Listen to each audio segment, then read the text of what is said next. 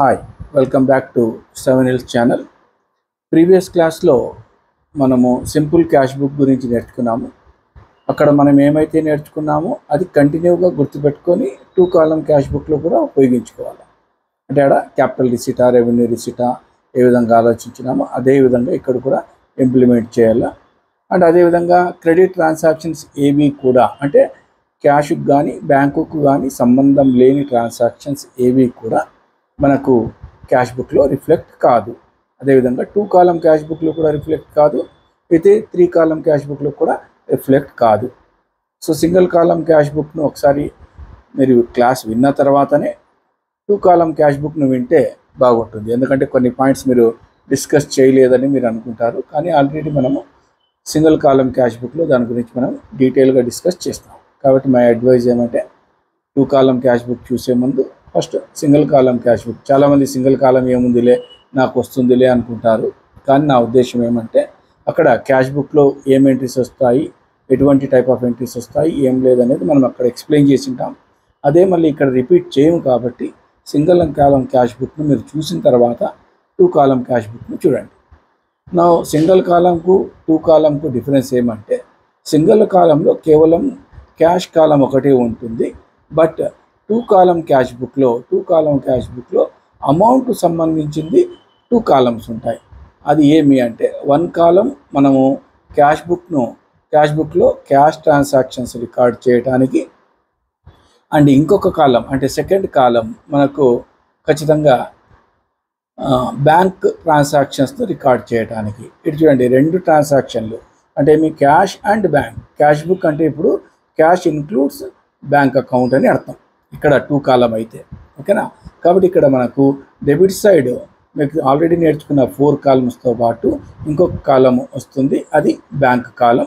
అదేవిధంగా credit side కూడా cash కాలంతో పాటు బ్యాంక్ కాలం వస్తుంది. అంటే 2 చోట్ల కూడా ఒక కాలం ఇంక్రీజ్ అవుతుంది, ఓకేనా.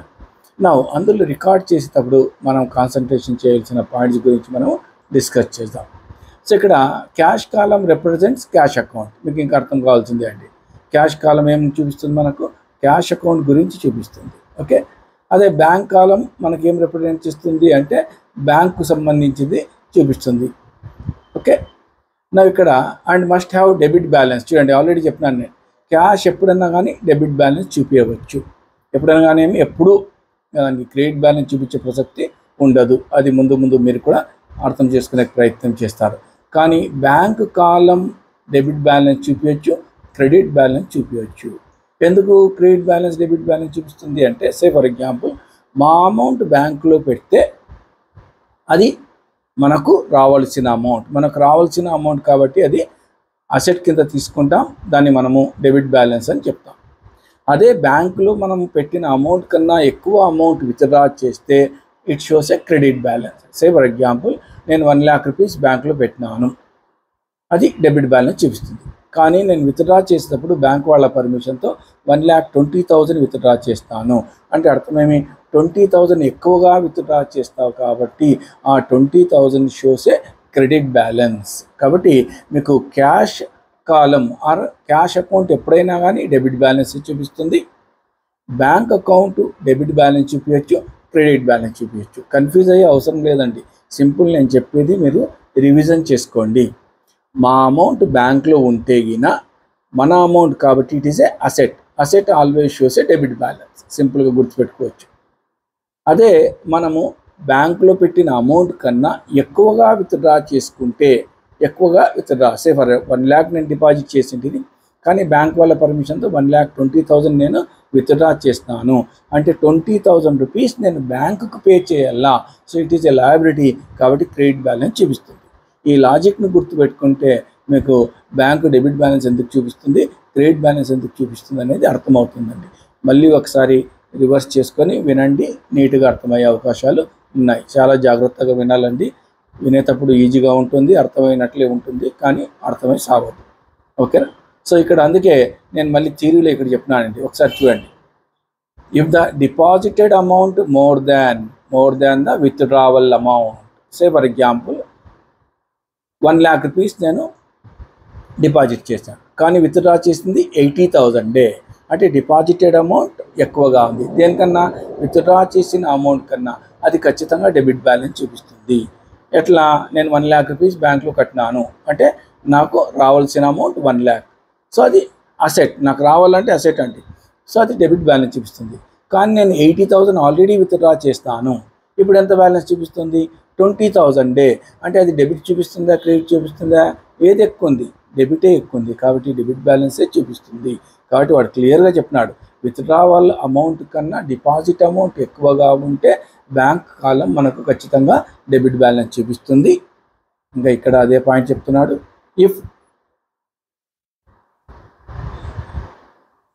if amount is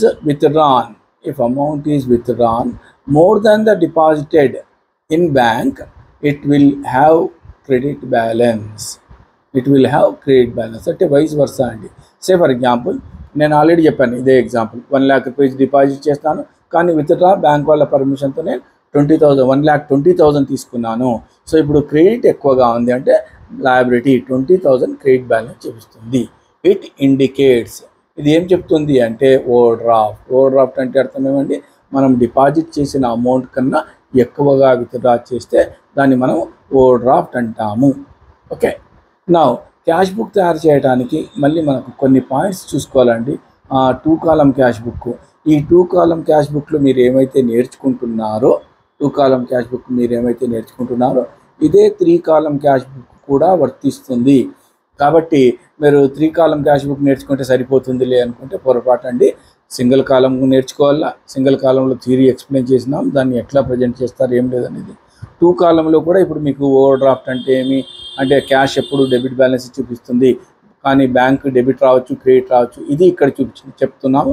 but 3 column cash బుక్లో ఇదే పాయింట్ మళ్ళీ రిపీట్ చేయము, కాబట్టి మీరు మళ్ళీ 2 column క్యాష్ బుక్ చూసిన తర్వాతనే 3 column క్యాష్ బుక్ పోవడం మంచిది. ఇంతే కాకుండా 2 column cash book 3 column cash book కూడా ఉపయోగపడే పాయింట్స్ ఇప్పుడు నేను ఇక్కడ డిస్కస్ చేస్తున్నాను. సో ఫస్ట్ పాయింట్, మనము క్యాష్ పెయిడ్ ఇంటూ బ్యాంక్, ఇది ఇంపార్టెంట్ అండి. చాలామందికి క్యాష్ పెయిడ్ ఇంటూ బ్యాంక్ అంటే ఏమేమో డౌట్లు వస్తాయండి. ఏం బ్యాంక్లో డబ్బులు కట్టినాము, కాంట్రా అంటాం, కాంట్రా అంటే ఏం లేదు, ఇవన్నీ అర్థం చేసుకునే ప్రయత్నం చేద్దాం. ముందు క్యాష్ డిపాజిటెడ్ ఇంటూ బ్యాంక్. ఎప్పుడైతే మనం క్యాష్ డిపాజిట్ చేస్తున్నామో బ్యాంకుకు, ఒకసారి ఆలోచిస్తామండి. మీరు ఒకవేళ ఎంట్రీస్ ప్రకారం ఆలోచిస్తే cash is going from the business. So cash అనేది రియల్ అకౌంట్ కాబట్టి as per real account principle, as per real account ఏం చేయాలా? క్రెడిట్ చేయాలా. క్యాష్ అకౌంట్కు క్రెడిట్ చేస్తున్నాను అంటే, క్యాష్ అకౌంట్కు క్రెడిట్ చేస్తున్నాను అంటే నేను క్రెడిట్ సైడ్ పోస్టింగ్ చేయాలి. ఎక్కడ? క్యాష్ బుక్లో. క్యాష్ అకౌంట్కు క్రెడిట్ చేస్తాను అంటే క్యాష్ బుక్లో నేను క్రెడిట్ సైడ్ పోస్టింగ్ చేయాలా. ఏమని రాయాలా? బై బ్యాంక్ అని రాయాలా. బై బ్యాంక్ అని రాసి అమౌంట్ ఎక్కడ వేయాలా? క్యాష్ కాలంలో వేయాలండి. ఎందుకంటే క్యాష్ అమౌంట్ తగ్గుతుంది, బ్యాంక్ అమౌంట్ పెరుగుతుంది, క్యాష్ అమౌంట్ తగ్గుతుంది. కాబట్టి మనము 2 column క్యాష్ బుక్లో వేసేటప్పుడు చాలామంది కన్ఫ్యూజ్ అవుతారండి. ఆడ డెబిట్ సైడ్ రాసేటప్పుడు 2 cash రాయాలన్నా 2 bank రాయాలన్నా, క్రెడిట్ సైడ్ రాసేటప్పుడు బై బ్యాంక్ రాయాలన్నా బై క్యాష్ రాయాలన్నా, ఆ కన్ఫ్యూజ్ వద్దు అనుకుంటే మీరు ఒకసారి జనరల్గా ఎంట్రీ పాస్ చేసుకుంటే ఈజీగా అర్థమవుతుంది. సో ఎంట్రీలో క్లియర్గా ఏమంటున్నాను చూడండి, ఇక్కడ క్యాష్ డిపాజిటెడ్ ఇంటూ బ్యాంక్ అంటే బ్యాంక్ అకౌంట్కు డెబిట్ చేయండి, క్యాష్ అకౌంట్కు క్రెడిట్ చేయండి. ఇప్పుడు మనము బ్యాంక్ అకౌంట్ గురించి ఆలోచిస్తే జాగ్రత్తగా ఫాలో కండి. నేను ఇప్పుడు బ్యాంక్ అకౌంట్ను డెబిట్ చేస్తున్నాను. ఇప్పుడు ప్రస్తుతానికి మీరు ఏమనుకోవాలంటే క్యాష్ బుక్ను బ్యాంక్ అకౌంట్ అనుకోండి.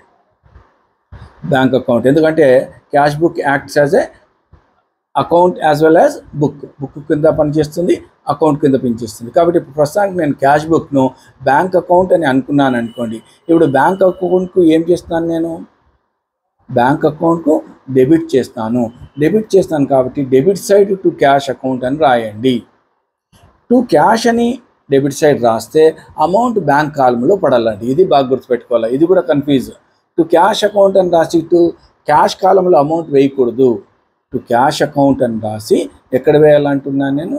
బ్యాంక్ కాలంలో వేయాలా. ఎందుకంటే మీరు బ్యాంక్ అకౌంట్లో పోస్టింగ్ చేస్తున్నారు, క్యాష్ అకౌంట్లో కాదు.